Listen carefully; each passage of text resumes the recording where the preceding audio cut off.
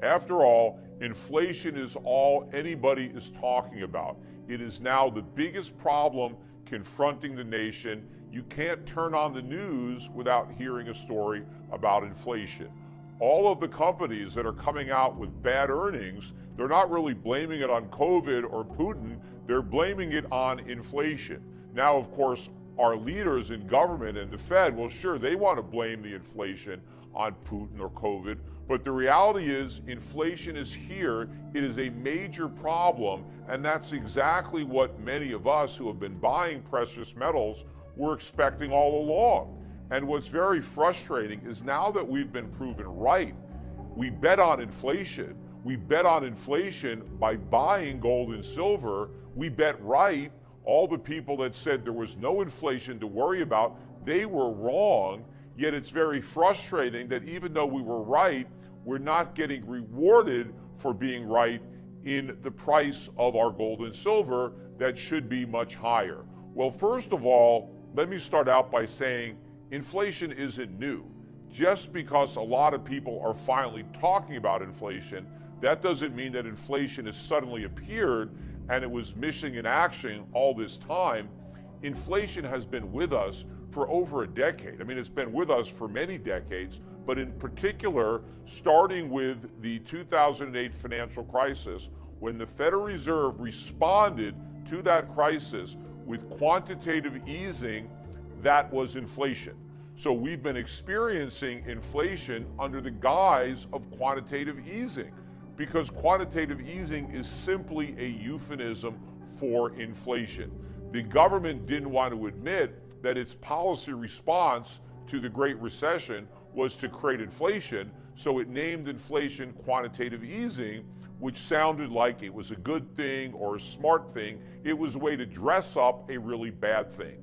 Now, what happened early on with inflation, and the reason that nobody really cared about it, was the way the inflation entered our economy and the financial system. The greatest impact was on financial assets. Stock prices went up, bond prices went up, real estate prices went up. A lot of asset prices went up, and when that happened, a lot of Americans who owned those assets felt richer, and therefore they weren't upset that the cost of living was also going up because their wealth was going up a lot faster, at least on paper. But also the government was lying to the public about how much the cost of living was going up because it was reporting the increase through the CPI, and the way the CPI has been engineered, it really disguises a lot of the price increases, and so the public didn't realize how much prices were rising. I mean, they probably felt it, but they didn't see any official confirmation, and certainly investors didn't get that confirmation. They were looking at the CPI and they assumed that inflation was under control when beneath the surface it was actually breaking out. Now, what happened with COVID-19 kicked the inflation into a whole new gear, because the policy response to COVID was to create even more inflation after COVID than had been created before. QE4 was actually bigger than 1, 2, and 3 combined, which is something I was warning for years. I was telling people that when the Fed did do QE4, that it would be bigger than the first 3 combined, and it was. And in fact, when they do QE5, which they are going to do, it will be bigger than the first 4 QEs combined. But what happened with COVID, we sent inflation into a whole new gear, because while we cranked up the printing presses like never before, we basically ordered people to stop working. We told people to go home and not produce goods and services, but just cash government checks. We wanted to replace the lost incomes with a printing press. So people weren't earning money anymore, but the Federal Reserve was printing money so that people could buy things that they were no longer producing. So it was a perfect storm of inflation, and I warned about it from the very beginning. When most people were talking about how COVID was deflationary, I explained that it would have been deflationary had the Federal Reserve and the US government done the right thing and contracted money supply so that demand would fall along with supply, Instead, we did the opposite of what we should have done. We cranked up the money supply. We stimulated the economy. Even though the economy was producing less goods and services, we printed more money to buy a diminished supply of goods and services. And I predicted that we would see massive increases in consumer prices, and that's what's happening. And in fact, this is just the beginning. But the question that everybody is asking is, why isn't the price of gold and silver reacting to all this inflation? After all, at times it feels like the price of everything is going up, going way up, except gold and silver, which doesn't make sense, because gold and silver should be particularly sensitive not only to today's inflation, but to tomorrow's inflation, because gold is here forever. And so what gold can do is take all of the future expectations of inflation and represent them today in today's price of gold. Gold can discount all that future inflation. And that is the problem, because even though we have a lot of inflation today, investors still think we won't have inflation tomorrow. That is the real key. Yes, we have a lot of inflation, but investors are still not worried about inflation. Why? Because the Federal Reserve is promising to solve the problem. The Federal Reserve is telling the markets that inflation is going to go away, that the Federal Reserve has the tools to put this genie right back in the bottle before it does any real damage. And so don't worry, Jerome Powell and all his comrades are on the job, and they're going to make sure that inflation comes right back down to 2%. So don't worry about it. You don't need to go out and buy some gold and silver to hedge yourself against future inflation, because there won't be any, because the Fed's going to get rid of it. That is what the markets believe. And so rather than fearing inflation, they're fearing the fight against inflation. Because how is the Fed going to fight inflation? It's going to jack up interest rates. It's going to have a tight monetary policy. In fact, it's even going to start shrinking the balance sheet. It's going to start taking money out of circulation, quantitative tightening. It's going to reverse all that inflation. It's going to suck up that liquidity. And that is what is scaring investors out of buying gold and silver. They still have confidence in the Federal Reserve. Well, that confidence is going to be lost. I don't know why people still have confidence in the Fed, given how the Fed has gotten everything wrong, but I think this might be the last time they've really pushed the envelope when it comes to confidence. Because if you go back to the beginning of this, the financial crisis of 2008, what did the Federal Reserve assure the public early on, back in 2007? The Fed said, don't worry about subprime. That's contained. It's no big deal. It's nothing.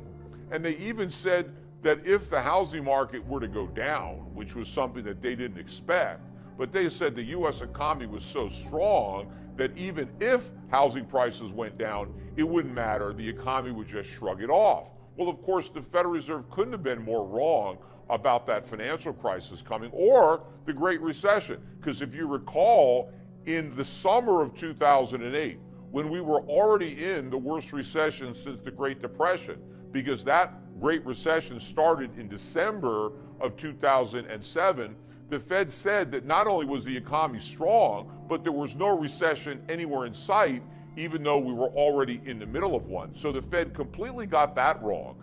But then more recently, when it comes to inflation, what did the Fed initially say?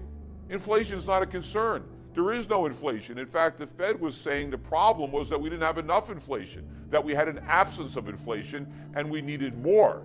And then, when inflation really reared its head last year, the Fed said, oh, don't worry about these price increases because they're transitory. And they repeated that transitory line for the balance of 2021.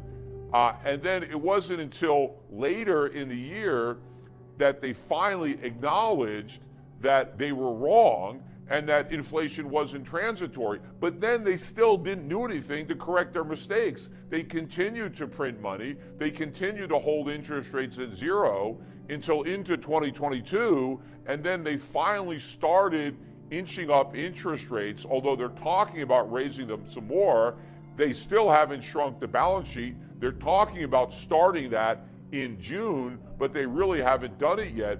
So the inflation fire continues to get hotter and hotter while they're pretending they're going to put it out.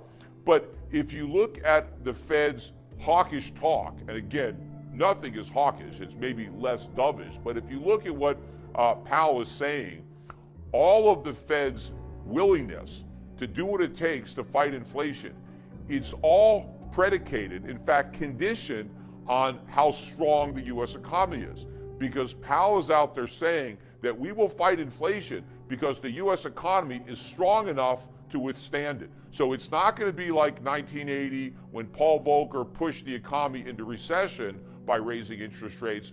This economy is so strong, this labor market is so hot that we could raise interest rates and fight inflation and it's not going to hurt the economy. That is completely wrong. In fact, we may already be in a recession. Just like we were in 2008 and the Fed didn't know it, we may already be in a recession in 2022 and the Fed doesn't know it, because simply raising interest rates to 1% from zero may have been enough to start the recession. It certainly was enough to start a bear market in stocks, particularly in tech stocks and these high growth stocks. And in fact, one of the reasons that Powell thinks the economy is so strong is that he's looking at the low unemployment rate. But unemployment is a lagging indicator. I think we are on the verge of a major increase in the unemployment rate, the opposite of what Powell expects. And so I think that when the Fed ultimately has to admit again that it was wrong on the U.S. economy and it overestimated the strength of the economy, just like it underestimated inflation, the Fed is going to lose its credibility, because the Fed is going to turn its attention to rising unemployment and a weakening economy and stop focusing on inflation. In fact, initially, what Powell is going to claim is that the unexpected weakness in the economy and the increase in unemployment, much of that is the result of inflation. If you look at all these companies, particularly retailers, that are missing their earnings, why are they missing their earnings? Because their customers are too broke to buy their products. They're spending too much money on food, on energy, on rent, on insurance. They don't have anything left over to buy a lot of these products, and so companies are losing sales, and the next thing they're going to be shedding workers. And a lot of these tech companies that have been losing money, they've been able to pay their workers because they were able to sell stock to investors. They can't do that anymore, so now they can't afford to pay their workers. And a lot of these workers, of course, were being paid with stock options. The stocks have crashed, so a lot of that wealth is gone. In fact, a lot of people who got caught up in the crypto bubble, a lot of their wealth is evaporating, and a lot of those people are going to be unemployed. So as the Fed is proven wrong once again on its belief that we had this super strong economy, when it ends up in recession or near recession, the Fed's going to claim that the recession in and of itself is going to solve the inflation problem, that the Fed no longer has to be aggressive with rate hikes or quantitative tightening because this red hot economy has now cooled off. And since they attribute inflation to economic growth, they assume that the inflation will go away when the growth goes away. But inflation is about the growth of the money supply, not the growth of the economy. In fact, a real growing economy helps keep prices down because a growing economy produces more stuff. You have more supply, and so that can keep prices down. What's going to happen in this recession is inflation is going to get worse because the budget deficits are going to skyrocket, and now the Federal Reserve is going to have to print even more money to monetize them. The Fed's balance sheet is going to explode, and then the cost of living is going to keep going up because all that inflation that started out in financial assets has now permanently migrated into consumer goods. All inflations, no matter where they begin, they ultimately end up in consumer prices. So this is not a temporary situation. This is permanent. Inflation is going to get much, much worse, but the economy is going to get weaker. It's stagflation, or as I've been calling it, an inflationary depression.